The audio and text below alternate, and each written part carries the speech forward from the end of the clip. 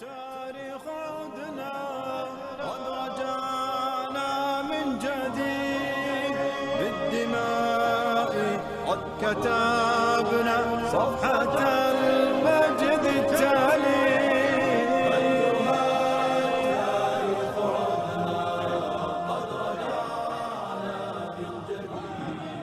Assalamu alaikum wa rahmatullahi wa barakatuh. Bienvenue à tous dans le 6e épisode de notre émission historique Les 100 géants. Pour ceux qui n'auraient pas suivi les épisodes précédents, ce programme est basé sur le livre 100 des plus grands de la communauté musulmane qui ont changé le cours de l'histoire de Jihad al-Turbani. Et maintenant c'est parti pour le 6e épisode qui va concerner l'histoire de deux héros de la marine musulmane combattante, dans lequel nous allons expliquer comment cette grande flotte est devenue la première puissance maritime au monde. Cet épisode particulièrement a une importance majeure puisqu'il confirme ce que nous évoquions dans notre théorie sur la déformation de l'histoire. Un des éléments de cette théorie est de salir l'histoire de nos héros et de la cacher jusqu'à ce qu'il n'y ait même plus aucune référence d'eux.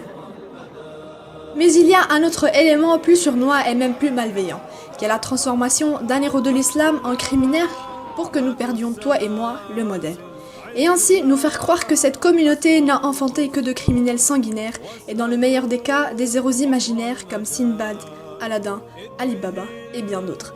La vérité à laquelle je me suis confrontée est qu'à chaque fois que j'avance un peu plus dans cette émission et que je tourne les pages des histoires oubliées, je suis de plus en plus convaincue que cette histoire que nous ignorons, eux, la connaissent très bien. Ces gens ont étudié notre histoire parfaitement, tandis que nous sommes tombés dans leur piège et nous avons oublié nos héros jusqu'à ce que nous tombions dans l'ignorance et le retard civilisationnel. Jusqu'à ce que nous ayons arrêté de les évoquer, que nos enfants se soient perdus sur la route de la dignité et qu'ils sacralisent des criminels comme Jean Gicane ou Richard Cœur de Lion.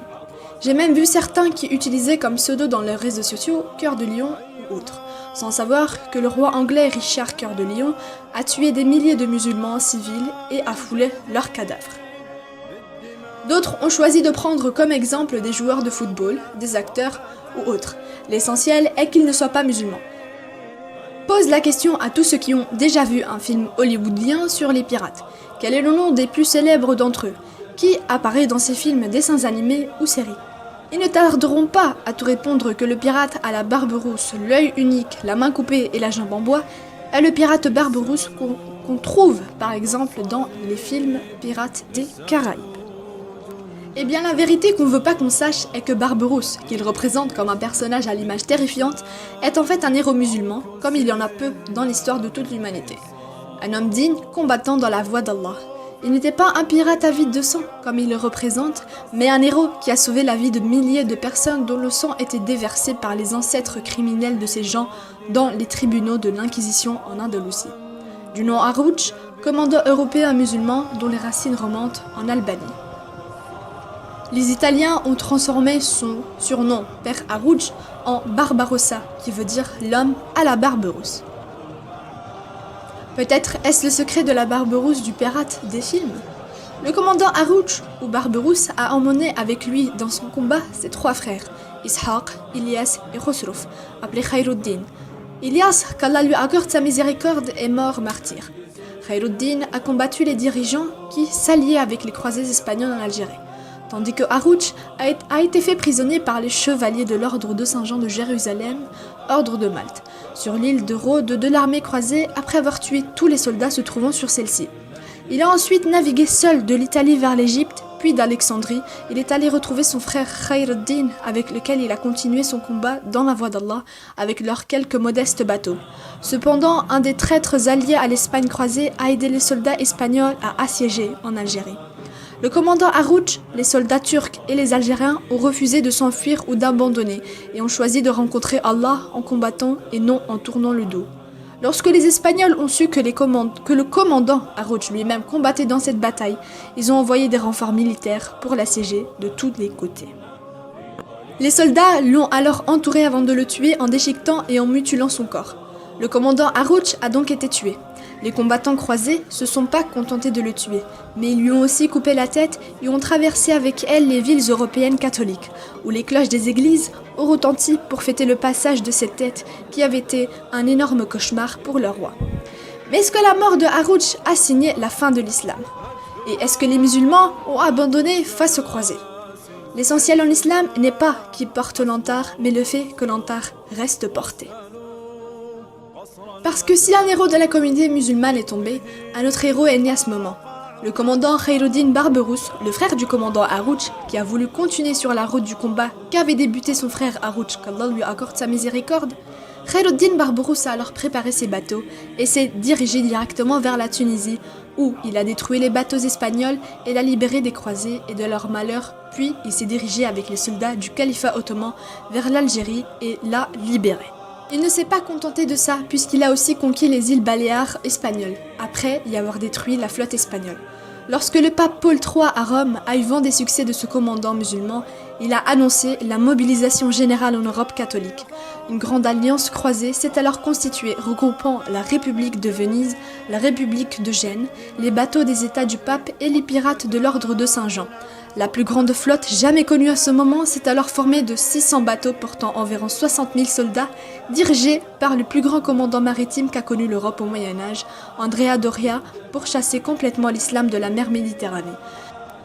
Les forces ottomanes, elles, étaient constituées de 122 bateaux avec seulement 22 000 soldats.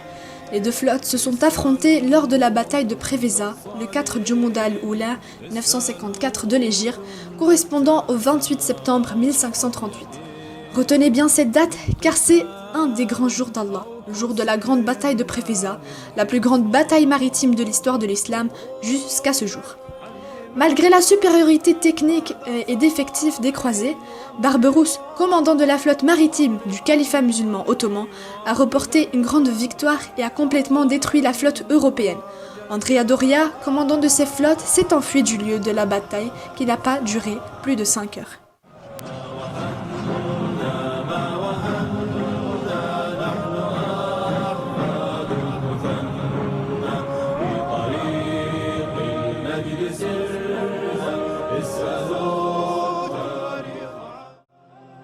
Après cette grande victoire musulmane, la peur et la terreur ont régné dans les royaumes croisés et la flotte ottomane musulmane est devenue la reine de la mer Méditerranée, sans rival pendant 3 siècles consécutifs.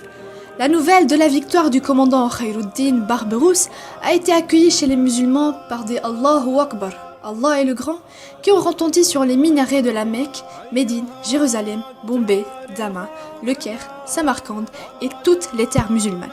Après cette victoire de Barberousse, la flotte maritime musulmane du califat ottoman est devenue la première puissance maritime du monde.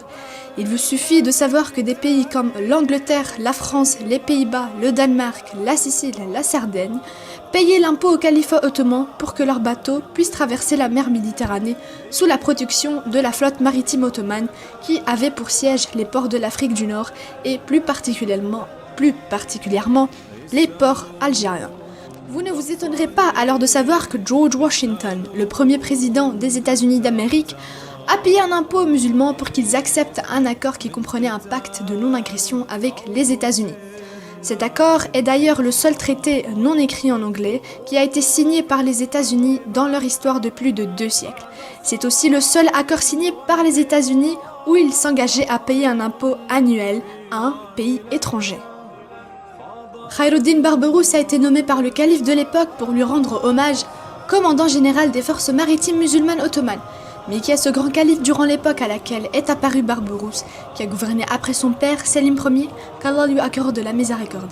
Et comment le royaume du calife ottoman dans sa superficie a dépassé le royaume d'Alexandre le Grand.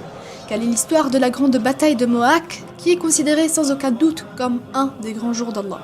Ne ratez pas le prochain épisode pour embarquer ensemble dans un des bateaux de la flotte musulmane ottomane et débarquer dans la capitale ottomane, Istanbul, pour découvrir l'histoire d'un nouveau géant parmi les 100 dont les historiens ont comparé leur royaume à celui de prophète Soleiman Salomon, paix et bénédiction sur lui.